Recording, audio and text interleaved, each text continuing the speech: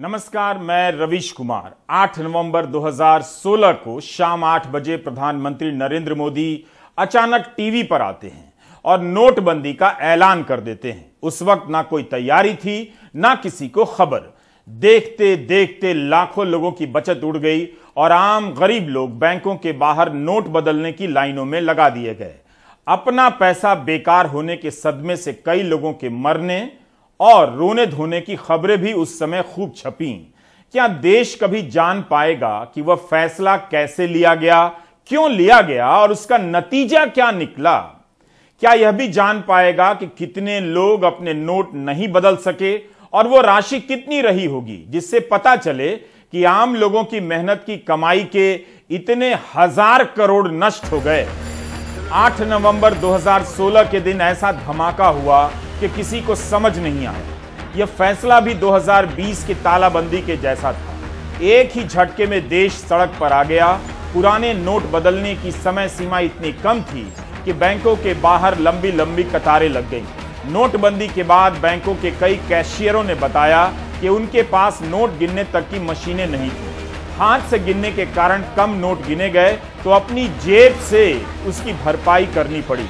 कई बैंकरों ने कर्ज लेकर नोट गिनने में आई कमी की भरपाई की। उस समय उन्हें लग रहा था कि वे किसी महायज्ञ में, राष्ट्रीय महायज्ञ में योगदान कर रहे हैं। दूसरी तरफ आम महिलाओं ने घर वालों से बचाकर जो पैसे जमा किए थे उसे घर के पुरुषों के हवाले करने पड़ गए या फिर उनका पैसा ही नष्ट हो गया।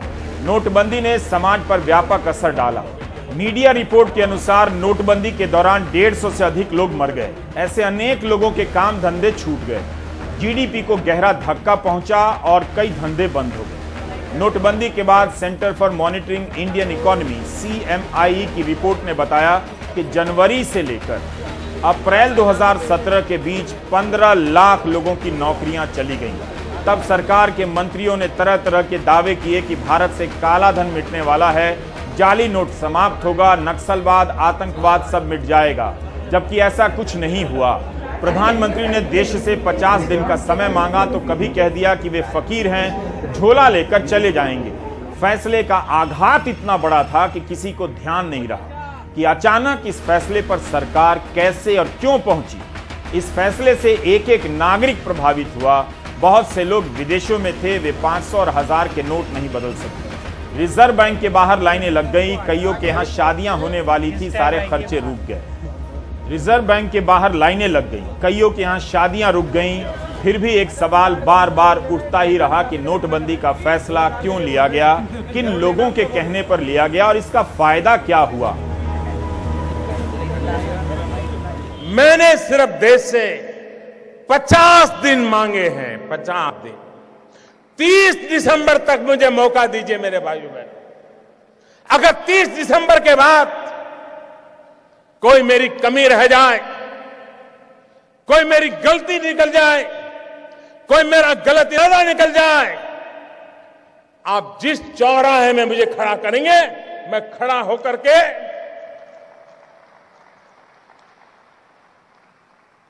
देश जो सजा करेगा वो सजा भुगतने के लिए तैयार हूं। मैं जानता हूं मैंने कैसे कैसी ताकतों से लड़ाई मोल ली है। मैं जानता हूं कैसे कैसे लोग मेरे खिलाफ हो जाएंगे। मैं जानता हूं 70 साल का उनका मैं लूट रहा हूं। मुझे जिंदा नहीं छोड़ेंगे, मुझे बर्बाद करके रहेंगे। उनको जो करना है करे।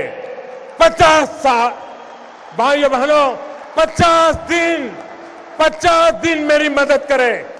उस भाषण में कितनी नाटकीयता थी। प्रधानमंत्री ने भावुकता पैदा करने के लिए क्या क्या नहीं कह दिया कि लोग जिंदा नहीं छोड़ेंगे, बर्बाद कर देंगे। फैसला तो ले लिया गया, मगर लिया कैसे गया, लोग ये सवाल पूछते रहे और जवाब मिला नहीं। इससे क्या फायदा हुआ?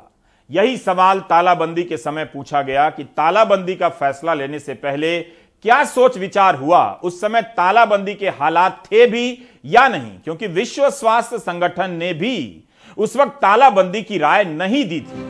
Going viral, making of Covaxin the inside story, इस किताब के लेखक हैं उस समय के ICMR के चीफ डॉक्टर बलराम भार्गव।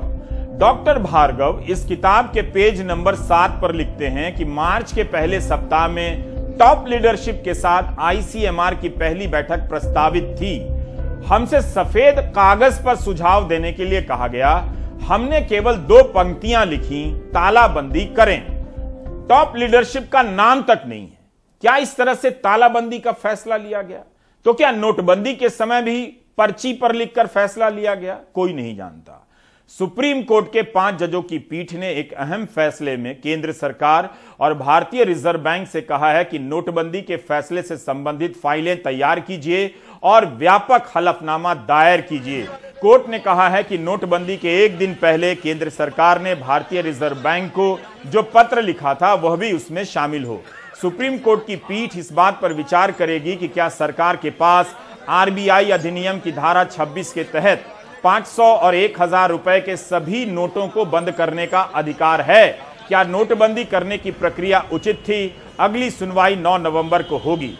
नोटबंदी के बाद तक यह सवाल पूछा गया है कि इस फैसले से क्या फायदा हुआ, इसका आधार क्या था। कोर्ट ने यह भी कहा कि सरकार की समझदारी मामले का एक पहलू है।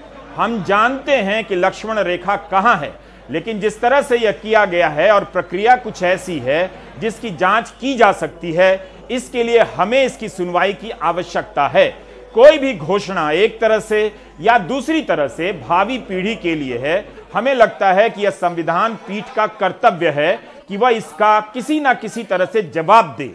Justice S Abdul Nazeer, justice BR Gavai, justice AS Bopanna, justice V Rama Subramanian और जस्टिस BB नागरत्ना की पीठ इस मामले की सुनवाई कर रही है।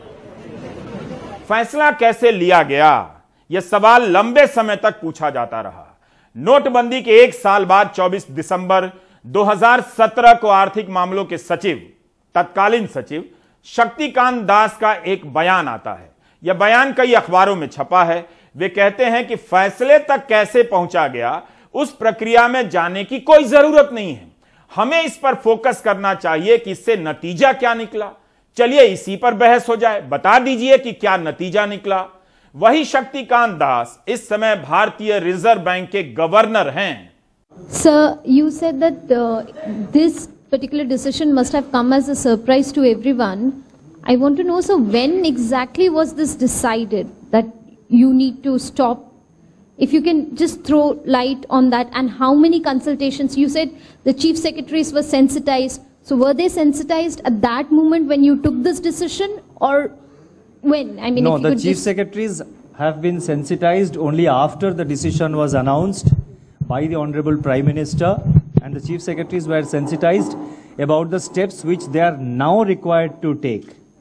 So therefore, and this matter has been under consultation, discussion and internal consultations in the government for a very long time. So I would feel that there is no need to go into the process which led to this decision. I think what we should be focusing on is the outcome and the decision itself. आखिर सरकार प्रक्रिया के बारे में क्यों नहीं बताना चाहती थी?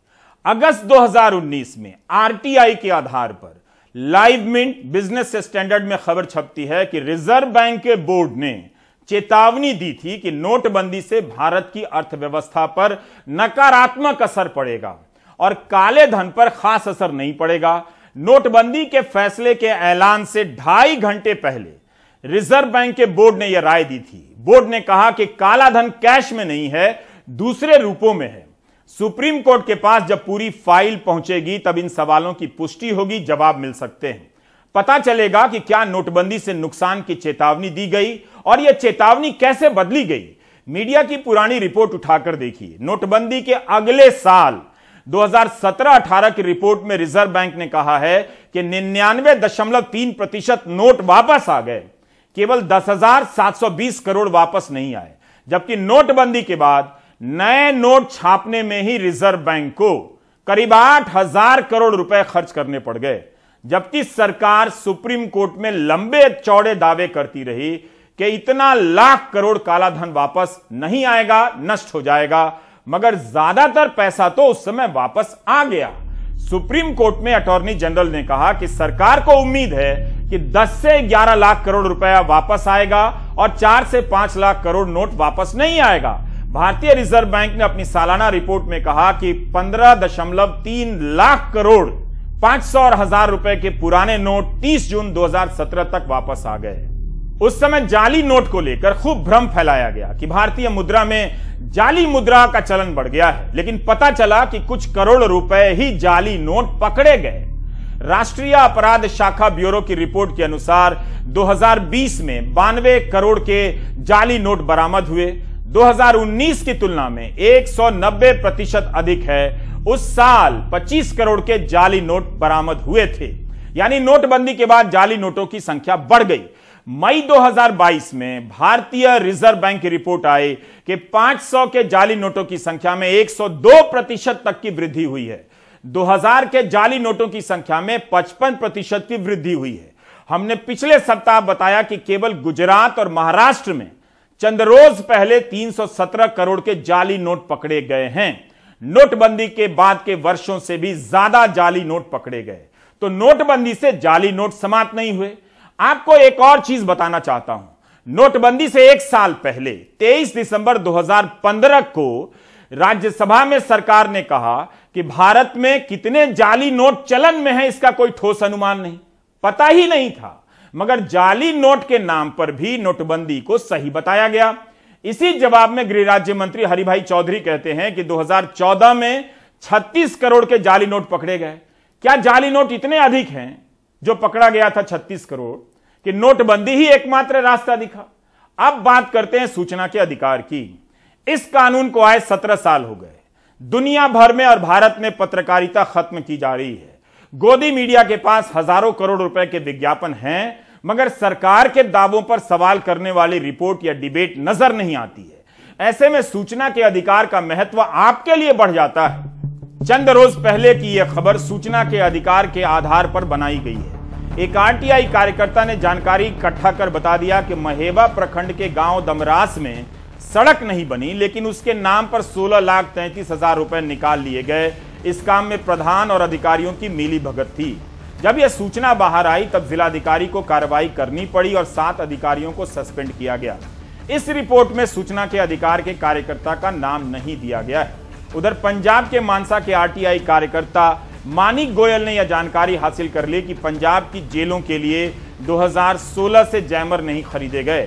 4G की शुरुआत के समय ही खरीदे जाने चाहिए थे, क्योंकि पुराने जैमर 4G फोन को ब्लॉक करने में सक्षम नहीं हैं। इस एक सूचना से आरटीआई कार्यकर्ता ने जेल मंत्री के दावे को चुनौती दे डाली है कि पंजाब की जेलें मोबाइल मुक्त हो गई हैं। इन दो उदाहरणों से साफ है कि गांव और कस्बों के लोग जब अपनी आंखों के सामने भ्रष्टाचार देखते हैं तब उनके पास पता करने का विश्वसनीय जरिया आरटीआई ही है। अगर मीडिया अपना काम करता तो लोग मीडिया पर भरोसा करते। आपने देखा कि एक सूचना से कार्रवाई भी हुई और सरकार ने सड़क बनाने के लिए जो पैसा दिया उसका घोटाला भी पकड़ा गया। इस कानून से सरकार को ही फायदा होता है, क्योंकि कई बार उसे भी पता नहीं चलता कि उसके अधिकारी जिले में या ब्लॉक लेवल पर क्या खेल रच रहे हैं। अब यह खबर इसी साल 15 जुलाई को द वायर में छपी है। बनजोत कौर ने आरटीआई के जरिए ऐसी सूचनाएं हासिल की हैं जो मंत्री खुद से कभी नहीं बताएंगे और न मंत्रालय के अधिकारी। इन सूचनाओं के आधार पर बनजोत कौर ने अपनी रिपोर्ट में सवाल उठाया है कि कोरोना से बचाव के टीके के 2 डोज के बाद बूस्टर डोज का फैसला किस डेटा के आधार पर लिया गया, किसकी मंजूरी से लिया गया।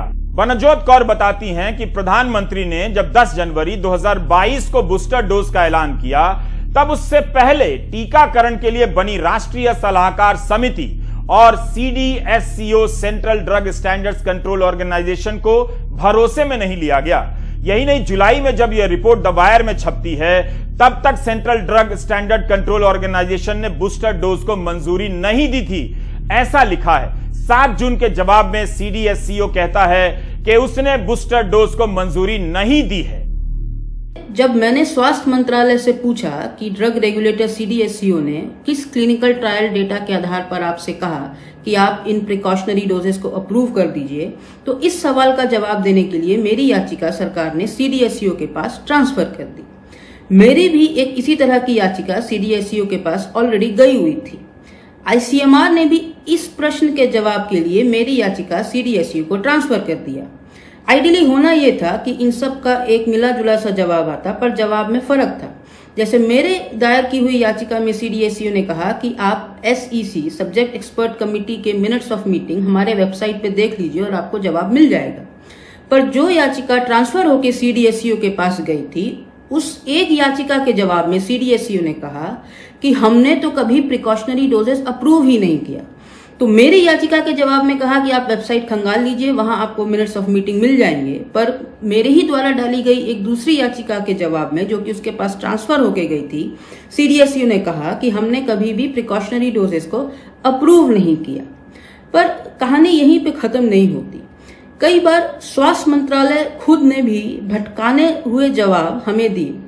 जैसे कि जब मैंने एंटागी वो बॉडी है जिसमें सरकार के नुमाइंदे और कुछ इंडिपेंडेंट एक्सपर्ट्स वैक्सीन अप्रूवल पे अपना मंतव्य देते हैं, और उसका वैक्सीन अप्रूवल में एक इम्पॉर्टेंट रोल है। जब मैंने सरकार से कहा कि आप एंटागी के वो मिनट्स ऑफ मीटिंग मुझसे शेयर कीजिए RTI के तहत जिसमें एंटागी ने प्रिकॉशनरी डोजेज अप्रूव किया, तब सरकार ने पहली दफा मुझे ये जवाब दिया कि वो ये नहीं शेयर कर सकती, क्योंकि इससे सरकार के साइंटिफिक और स्ट्रेटेजिक इंटरेस्ट जो हैं उनको धक्का पहुंचेगा। फिर मुझे एक फर्स्ट अपील करके सरकार को और स्वास्थ्य मंत्रालय को यह याद दिलाना पड़ा कि उस जवाब के कुछ ही समय पहले सरकार ने सुप्रीम कोर्ट में हलफनामा दायर कर ये बात कही थी कि वो सारे मिनट्स ऑफ मीटिंग एंटागी के, जिसमें कोविड वैक्सीन के अप्रूवल की बात है, वो सरकार की वेबसाइट पे मौजूद है, और वो मिनट्स ऑफ मीटिंग वेबसाइट पे मौजूद नहीं थे। तो जब मैंने ये फर्स्ट अपील में बात कही और सरकार को उसके स्टैंड के बारे में याद दिलाया, तब सरकार ने फर्स्ट अपील के जवाब में मुझसे कहा कि देखिए 16वीं एंटागी के मिनट्स ऑफ मीटिंग तक तो वेबसाइट पे है, उसके बाद से कोई भी मिनट ऑफ मीटिंग नहीं है, और जिस मीटिंग में तथा कथित रूप से एंटागी ने प्रिकॉशनरी डोजेस अप्रूव की, उसके तो मिनट कहीं थे ही नहीं। उसके इसलिए नहीं थे क्योंकि फर्स्ट अपील में सरकार ने कहा कि वो कॉम्पिटेंट अथॉरिटी से अप्रूव नहीं हुए। तो अब सरकार मुझसे कह रही थी कि 16वीं मीटिंग तक के मिनट्स हैं, पर इसके पहले सरकार ने कहा कि नहीं, हम देंगे नहीं, क्योंकि स्ट्रेटेजिक इंटरेस्ट इससे हमारे खराब होते हैं। पर वास्तव की बात यह है कि कभी भी वो मिनट्स ऑफ मीटिंग जिसमें एंटागी ने तथाकथित रूप से इन वैक्सीन के प्रिकॉशनरी डोजेस को अप्रूव किया, वो पब्लिक डोमेन में आए ही नहीं, क्योंकि एंटागी के एक सोर्स के मुताबिक उसने कभी भी, उस बॉडी ने कभी भी प्रिकॉशनरी डोजेस को अप्रूव नहीं किया।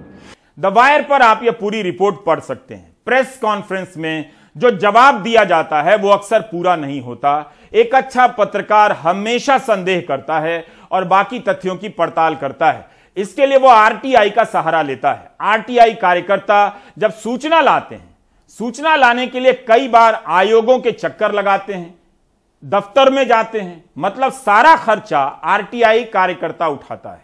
गनीमत है कि कुछ जगहों पर उनकी सूचनाएं तो छप जाती हैं, मगर मीडिया का अपना खर्चा बच जाता है। हिसाब जोड़िए तो यह मामला अर्थव्यवस्था का भी है। मीडिया को हजारों करोड़ रुपए का विज्ञापन इस विश्वास पर मिलता है कि इस काम में पैसे खर्च हो रहे होंगे और सूचनाएं हासिल की जा रही, लेकिन उसके काम का खर्चा आम आदमी उठा रहा है, RTI कार्यकर्ता उठा रहा है।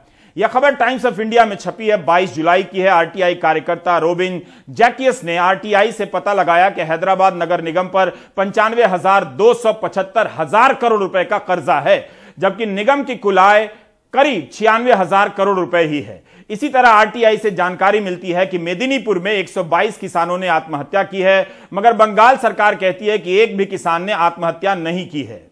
सूचना के अधिकार से आप किसी घटना के कुछ समय बाद भी जानकारी हासिल कर सकते हैं। घटना के समय तो सरकार के भीतर की मशीनरी अलर्ट रहती है, जानकारी देने में आनाकानी कर सकती है, लेकिन कई बार देखा गया है कि कुछ समय के बाद कोई अधिकारी ऐसा जवाब दे देता है कि सरकार के दावों की पोल खुल जाती है।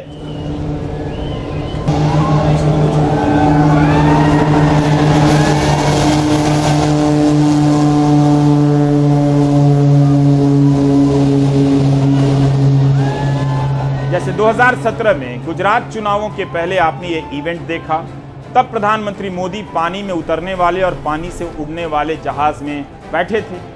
इसे इवेंट की तरह दिखाया गया, लेकिन यह फैसला कब हुआ, कैसे हुआ, किन नियमों को बदला गया, इसकी जानकारी नहीं दी गई, और दी भी जाती तो कोई दिखाता भी नहीं।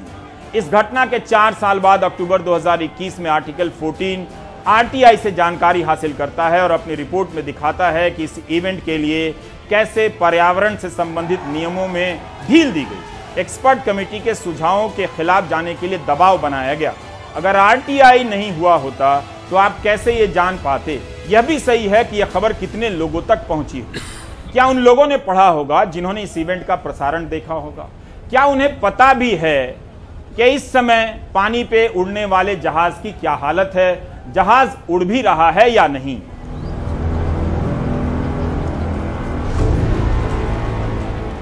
कई बार सरकार पर भी असर हो जाता है। इस साल मई में एक खबर छप गई कि चंडीगढ़ के अस्पताल में गर्भवती और नवजात बच्चों के डीएनए टेस्ट के लिए खराब किट्स का इस्तेमाल हो रहा है। इस रिपोर्ट के बाद स्वास्थ्य सचिव ने रिपोर्ट मंगा ली।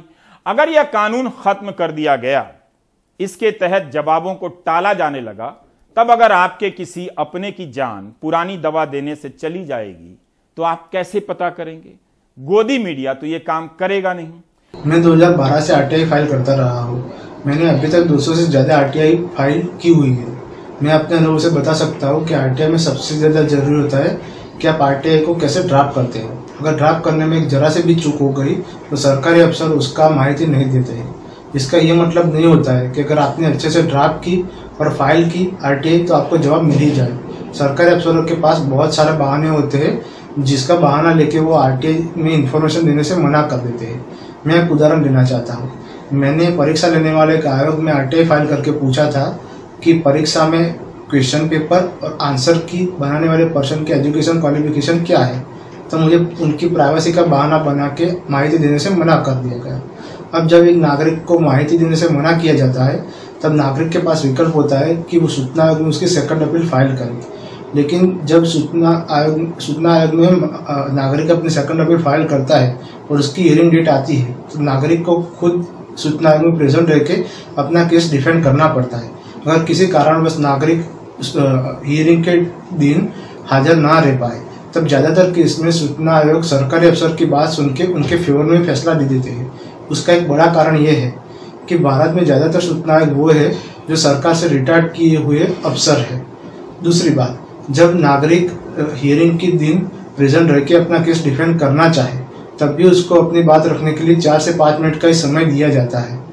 तीसरी बात, अगर जब नागरिक अपना केस अच्छे से डिफेंड कर पाए और सूचना आयोग को भी लगे कि नागरिक की बात सच है और सरकारी अफसर ने माहिती नहीं दी है और सरकारी अफसर दोषी है, तब भी उस बहुत रेयर केस होता है जब सूचना आयोग सरकारी अफसर पे कोई पेनल्टी लगाते हैं।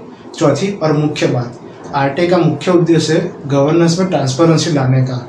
ट्रांसपेरेंसी के लिए गुजरात हाईकोर्ट ने अपने सारे बेंचेस की यूट्यूब पे लाइव स्ट्रीमिंग स्टार्ट कर दी है, तो सूचना आयोग की अपनी प्रोसीडिंग की लाइव स्ट्रीमिंग नहीं कर सकता है। एक मसला आरटीआई कार्यकर्ताओं की सुरक्षा का भी है।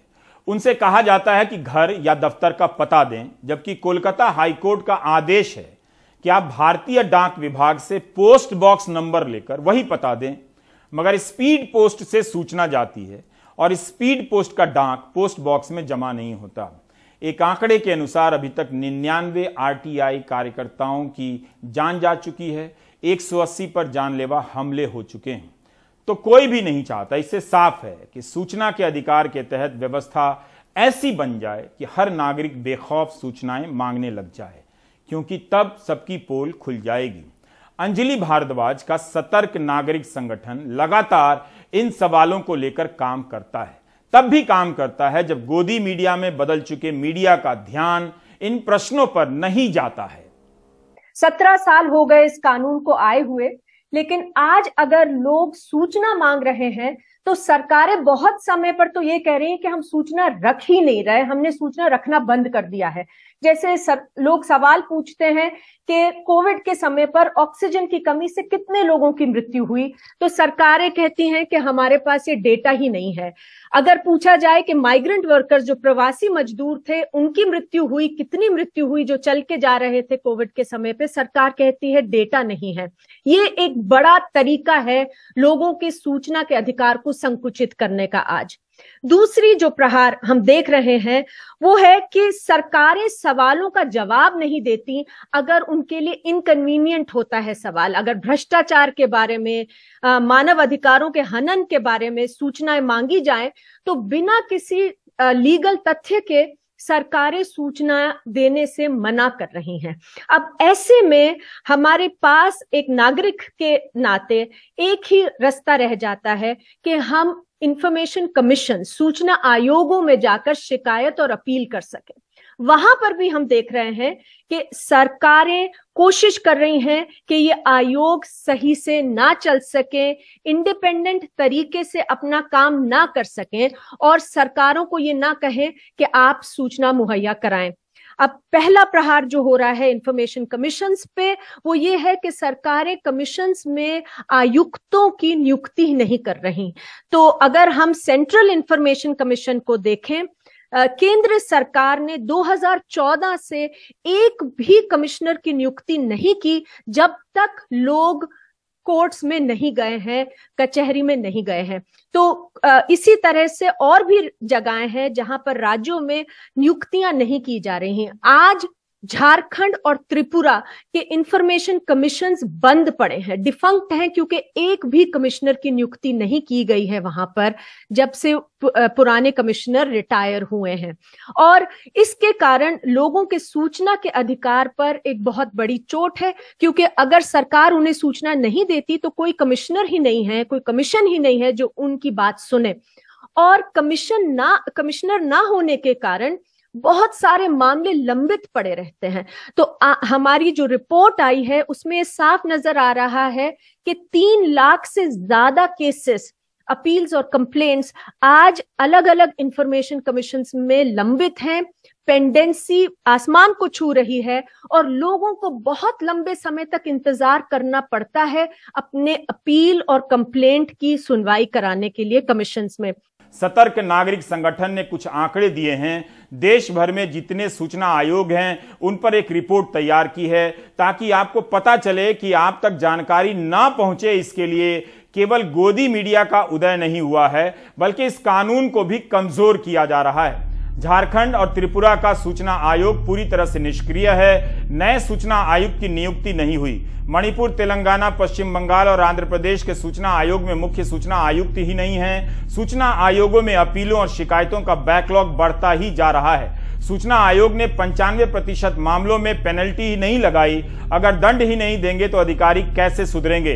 आरटीआई अधिनियम की धारा 25 के तहत प्रत्येक आयोग को वार्षिक रिपोर्ट तैयार करनी होती है। 29 में से 20 आयोगों ने 2020-21 के लिए वार्षिक रिपोर्ट तैयार ही नहीं की। सूचक पटेल ने गुजरात सूचना आयोग से ही जानकारी मांग दी। 23 सितंबर को जवाब मिला, बड़ा दिलचस्प है। गुजरात सूचना आयोग ने बताया कि पिछले 10 साल में केंद्र सरकार से कोई पैसा नहीं मिला है जिसका इस्तेमाल इस कानून के प्रति लोगों को जागरूक करने में किया जाए। राज्य सरकार ने भी कोई पैसा नहीं दिया। नागरिकों को जागरूक करने के लिए एक भी अभियान या सत्र नहीं चलाया गया। अधिकारियों को जागरूक करने के लिए एक भी सत्र का आयोजन नहीं हुआ। यह हाल है। आयोग अपने काम का हिसाब नहीं दे रहे हैं। हमने जितनी बातें बताई उसके साथ अब दिल्ली में चल रहे एक विवाद को देखिए। आरटीआई को लेकर ही चल रहा है। केंद्रीय सूचना आयोग ने 22 सितंबर के दिन दिल्ली के उपराज्यपाल को पत्र लिख दिया कि केजरीवाल सरकार दिल्ली में आरटीआई ठीक से लागू नहीं कर रही है। सरकार भ्रामक जानकारी साझा करती है। अरविंद केजरीवाल और मनीष सिसोदिया का उभार ही सूचना के अधिकार कानून से होता है। अब उनकी सरकार पर यह आरोप लगा है। दिल्ली सरकार ने इस पत्र के जवाब में कहा है कि केंद्रीय सूचना आयोग ने यह चिट्ठी बीजेपी के इशारे पर लिखी है। बहुत दुखद है कि केंद्रीय सूचना आयोग जैसी संस्था भी गंदी राजनीति में शामिल हो रही है। दिल्ली सरकार को इस बात पर गर्व है कि हम आरटीआई एक्ट को बहुत अच्छे से लागू कर रहे हैं। क्या इस जवाब को आप हूबहू स्वीकार कर लेंगे? अगर नहीं तो इसका एक ही तरीका है, दिल्ली सरकार के किसी विभाग में सूचना के अधिकार के तहत आवेदन कर दीजिए, जानकारी मांग लीजिए, हाथ का हाथ पता लग जाएगा। उदय माहुरकर केंद्रीय सूचना आयुक्त हैं, वरिष्ठ पत्रकार रहे हैं, इंडिया टुडे के लिए 33 साल काम कर चुके हैं। उदय माहुरकर ने 2017 में किताब लिखी। इस किताब का नाम है marching with a billion, analysing Narendra Modi's government at mid term. 2020 में उदय माहुरकर को केंद्रीय सूचना आयुक्त बना दिया जाता है।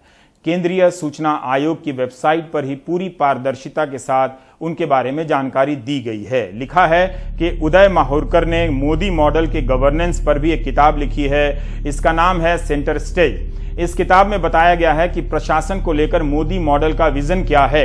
यह भी लिखा है कि इस किताब की कई मंचों पर तारीफ हुई है। श्री रविशंकर, इन्फोसिस के चेयरमैन नारायण मूर्ति ने तारीफ की है। फ्रांस के पूर्व राष्ट्रपति फ्रांकवा ओलांद और बांग्लादेश की प्रधानमंत्री शेख हसीना वाजेद ने भी तारीफ की है। उदय माहुरकर वीर सावरकर और रेडिकल इस्लामिक मूवमेंट पर एक्सपर्ट हैं। लिखा है कि उन्होंने वीर सावरकर पर एक नया दृष्टिकोण विकसित किया है। उदय माहुरकर को 2018 में इंद्रप्रस्थ संवाद केंद्र ने पत्रकारिता में उल्लेखनीय और शानदार योगदानों के लिए नारद सम्मान दिया। और भी कई सम्मानों का जिक्र है, मगर किसी का नाम नहीं दिया गया है। इस पर बहस हो सकती है कि पिछले 8 साल में केंद्रीय सूचना आयोग का क्या प्रदर्शन रहा है, आयुक्तों के कितने पद कब तक खाली रहे हैं। केंद्रीय सूचना आयोग की वेबसाइट पर इस समय भी 3 आयुक्तों के नाम नहीं हैं, यानी पद खाली नजर आते हैं।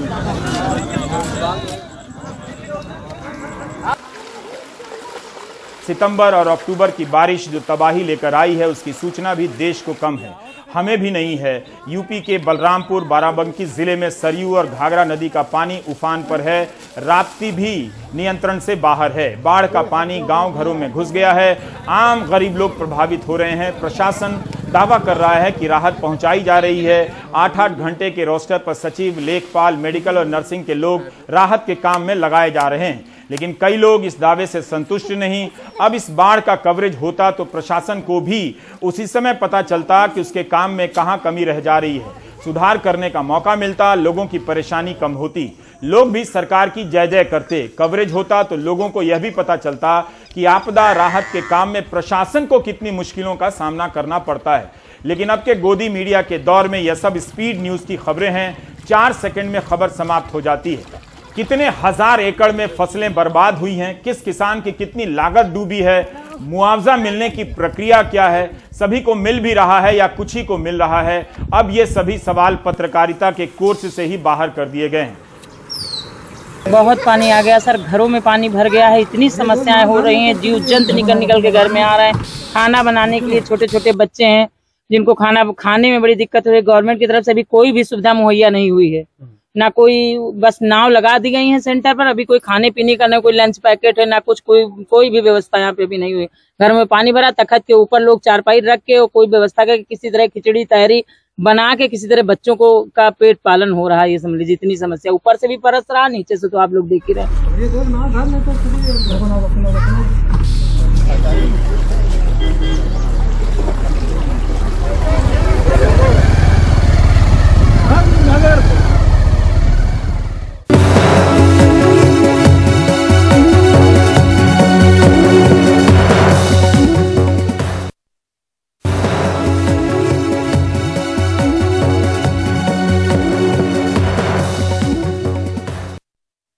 हरियाणा सरकार ने मेडेन फार्मा के कफ सिरप पर रोक लगा दी है।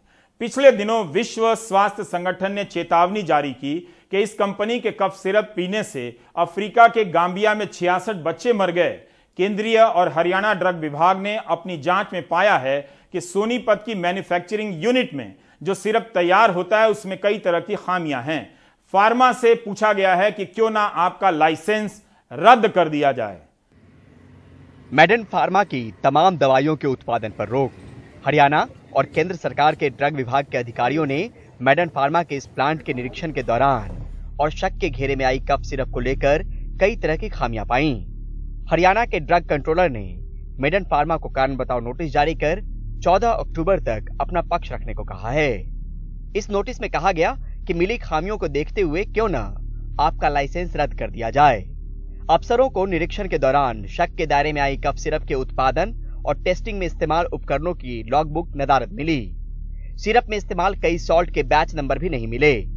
कंपनी ने गांबिया भेजी गई कफ सिरप का सही तरीके से वैलिडेशन भी नहीं किया। सवालों के घेरे में आए प्रोडक्ट की टेस्टिंग रिपोर्ट भी कंपनी देने में नाकाम रही। फार्मा कंपनी ने डाई इथाइलिन ग्लाइकॉल और इथाइलिन ग्लाइकॉल को लेकर प्रोपिलीन ग्लाइकॉल की क्वालिटी टेस्टिंग तक नहीं की। सोनीपत फार्मास्यूटिकल कंपनी के जो 3 ड्रग्स WHO ने मेंशन किए हैं, उनका तो अभी हमने सैंपल भेजा हुआ है सेंट्रल ड्रग लेबोरेटरी कलकत्ता में। उसकी अभी रिपोर्ट नहीं आई, उसकी रिपोर्ट आने पर हम कार्रवाई करेंगे। परंतु केंद्र और हरियाणा के ड्रग डिपार्टमेंट ने इसकी जॉइंट इंस्पेक्शन की थी, उसमें काफ़ी कमियां मिली, लगभग 12 कमियां उसमें मिली। मैडेन फार्मा की अलग अलग दवाइयों को लेकर देश के 4 राज्यों ने अलग अलग वक्त पर खामियों की बात कही थी। वहीं इस फार्मा कंपनी के खराब प्रोडक्ट को लेकर वियतनाम ने 2 साल तक इसे बैन भी किया था। अब हरियाणा सरकार ने सख्त फैसला लेते हुए कंपनी के उत्पादन पर पूरी तरह से रोक लगा दिया है। उनको मद्दे रखते हुए अभी ये फैसला किया गया है कि इसकी टोटल प्रोडक्शन बंद कर दी जाए और उसका हमने नोटिस दे दिया है। वहीं कर्नाटक और केरल सरकार ने गांबिया की खबर के बाद एहतियातन अपने राज्यों के फार्मा कंपनियों को इस बात पर निगरानी रखने के निर्देश दिए हैं कि उत्पादन हो रहे सिरप में इस्तेमाल हो रहे प्रोपिलीन ग्लाइकॉल में डाइएथिलीन ग्लाइकॉल और इथाइलीन ग्लाइकॉल की मात्रा की सही से जांच सुनिश्चित की जाए।